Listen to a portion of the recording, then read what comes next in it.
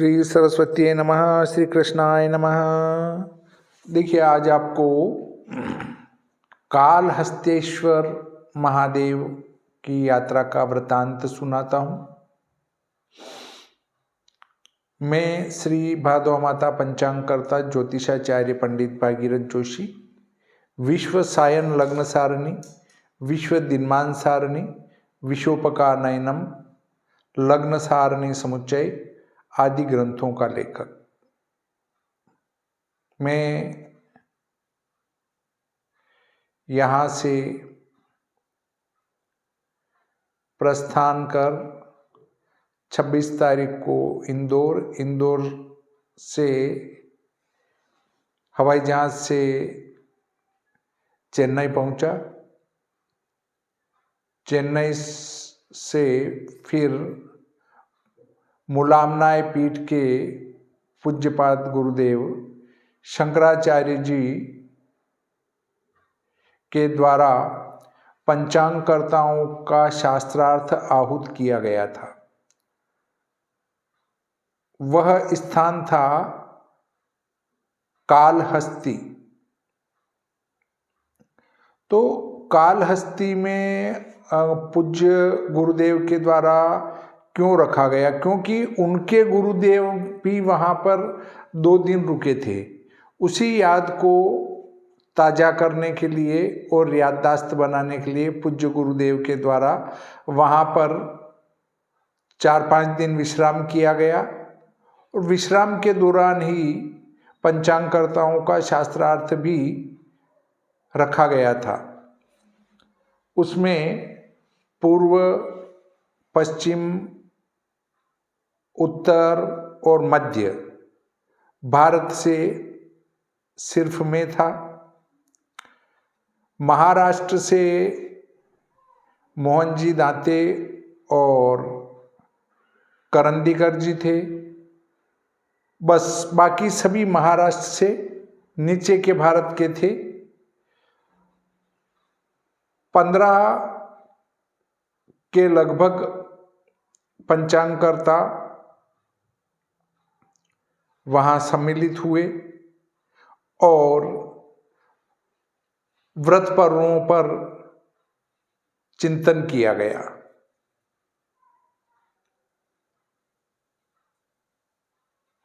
उससे एक बात सामने आई कि दक्षिण भारत और उत्तर भारत के पंचांगकर्ता मिलकर कुछ व्रत पर्वों में एक रूपता ला सकते हैं, जैसे होली, दीपावली। इस पर अक्षय तृतीया को लेकर बड़े असमंजस की स्थिति बनी हुई थी। नीमच के पंचांगकर्ताओं के महाकुंभ में, परंतु गुजरात वालों ने एक बैठक करी थी अहमदाबाद में। उनने भी अक्षय तृतीया को प्रथम दिन, द्वितीया को लेने का निर्णय लिया। नीमच पंचांगकर्ताओं के महाकुंभ में भी बहुमत प्रथम दिन का था, द्वितीया से युता तृतीया लेने का। और पूज्य गुरुदेव शंकराचार्य जी ने भी इस पर मोहर लगा दी कि द्वितीया युता तृतीया, अक्षय तृतीया मनाए जाना इस वर्ष शास्त्रोक्त है। इसके पीछे का कारण यह है कि यदि 2 दिन पूर्वान्न व्यापिनी तीज हो तो अक्षय तृतीया दूसरे दिन होगी, परंतु इस बात पर ध्यान रखें, परंतु दूसरे दिन वो त्रिमुहूर्त से न्यून है तो द्वितीया को ही अक्षय तृतीया होगी। और इसी नियम का अनुसरण करते हुए वहाँ के विद्वानों ने और पूज्य गुरुदेव शंकराचार्य जी ने इस बात पर मोहर लगाई कि दूसरे दिन त्रिमुहूर्त न्यूना है तृतीया, इससे अक्षय तृतीया प्रथम दिन ही मनाई जानी शास्त्रोक्त है।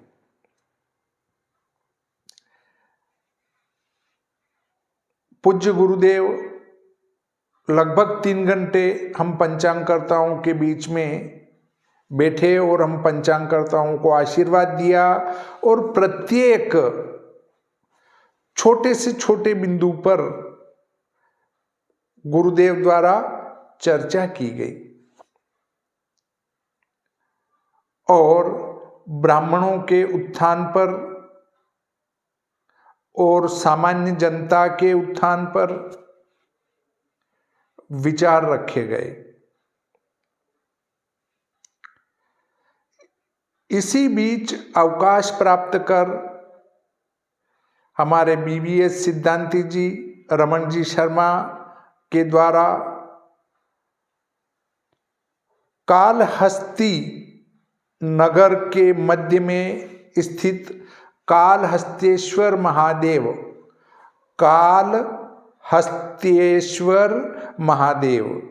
के दर्शन करने की व्यवस्था की। जब मंदिर में पहुंचे तो लगा कि बहुत भव्य मंदिर है। उस मंदिर की और हमारे उत्तर भारत के मंदिर की व्यवस्था में ये अंतर है कि वहाँ आज भी मूल जो गर्भगृह हैं उसमें तेल या घी की ज्योत ही लगाई जाती हैं। ये डुप्लीकेट प्रकाश नहीं किया जाता लाइट का।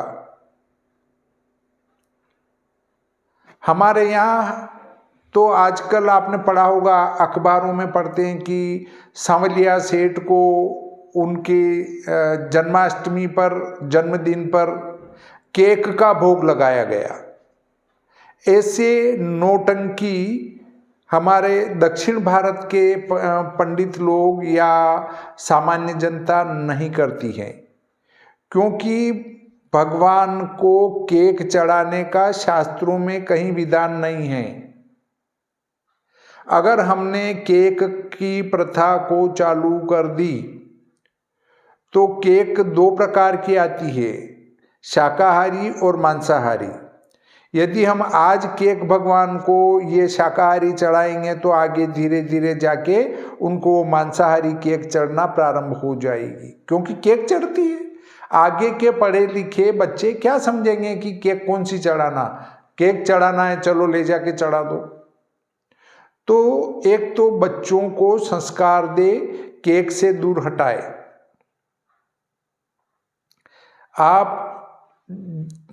आपकी जन्मदिन पद्धति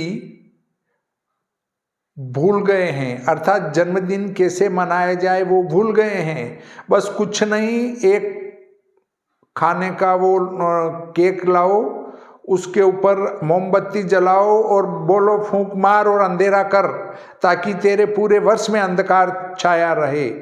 और उसको मोमबत्ती को बंद करवा दिया जाता है और फिर काट, ताकि तेरे जीवन में तेरे वर्ष में कुछ जुड़े नहीं, सब कटा फटा हो। और उससे केक कटवाते हैं। अब आप कहेंगे मिठाई बांटते हैं तो उसको भी तो काटा जाता है। तो वो मिठाई कोई दूसरा काटता है और काट के तैयार करता है, फिर बालक के हाथ से बंटवाई जाती हैं या बालक को मिठाई खिलाई जाती हैं, न कि उससे कटवाई जाती हैं अपशकुन करने के लिए कि अंधकार छाया रहे। कुछ क्या कहते हैं, हम मोमबत्ती बंद नहीं करते हैं, हम तो मोमबत्ती जला के दूर खड़ी कर देते हैं, पर केक तो काटते हो ना। मतलब आपको पश्चिमी सभ्यता में जीना है। हमारे उत्तर, पश्चिम, पूर्व और मध्य भारत के हिंदुओं को बहुत शर्म आती है, स्टैंडर्ड बताना पड़ता है उनको। परंतु आप दक्षिण भारत के पंडितों से मिलिए, वे एक धोती लपेटेंगे और एक उत्तरी वस्त्र, और आपसे ज़्यादा बुद्धिमान भी हैं और आपसे ज़्यादा विद्वान भी हैं। कपड़े से किसी की तुलना नहीं की जा सकती है। पूज्य गुरुदेव को वेद मौखिक याद है, वेद की ऋचाएं पंडितों के साथ बोलते हैं। तो स्टैंडर्ड ज्ञान का हो, न कि वस्त्रों का हो।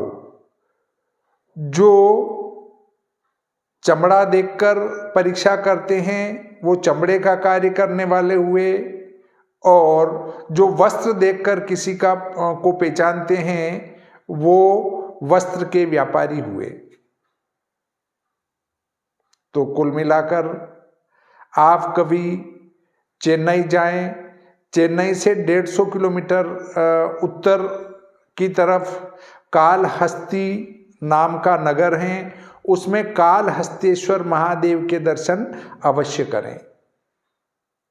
बहुत भव्य मंदिर हैं और वहाँ दर्शन करने जाना है तो न्यूनतम 2 घंटे लेकर जाएं, देखने के लायक मंदिर हैं। हमारे इधर आसपास कहीं वैसा भव्य मंदिर बना हुआ मैंने नहीं देखा है, और जिसमें आधुनिकता बाहर है, अंदर जहाँ गर्भगृह है वहाँ पर वही प्राचीनता चली आ रही है जो पूर्व में थी।